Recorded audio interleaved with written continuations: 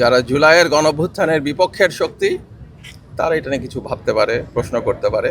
বাংলাদেশের জনগণ জুলাইয়ের কাফেলায়, তারা প্রশ্ন করছে ওরা সীমান্তের অন্যদিকে পালিয়ে যে তাদের বন্ধু বান্ধবরা এদিকে প্রশ্ন করছে। গণভোট জুলাই অগাস্টে যারা আত্মাহুতি দিয়েছেন বাংলাদেশ পরিবর্তনের জন্য, তাদের যারা সহযোদ্ধা, তাদের উদ্যোগে যে জুলাই সনদ হয়েছে সেই সনদ বাস্তবায়নের জন্য গণভোট। যারা জুলাইয়ের গণঅভ্যুত্থানের বিপক্ষের শক্তি তারা এটা নিয়ে কিছু ভাবতে পারে, প্রশ্ন করতে পারে।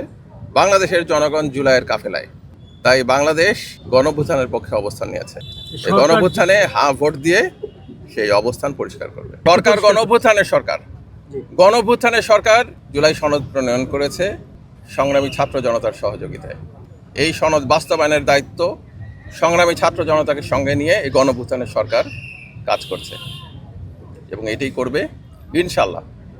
12 তারিখে গণভোটে হ্যাঁ ভোটের মাধ্যমে সেই জুলাই সনদের পক্ষে সমর্থন ব্যক্ত হবে এবং স্থানীয় পর্যায়ে বিভিন্ন কনস্টিটিউয়েন্সিতে পছন্দ মতো প্রার্থী নির্বাচিত হয়ে আসবে এই পার্লামেন্টের নির্বাচনে।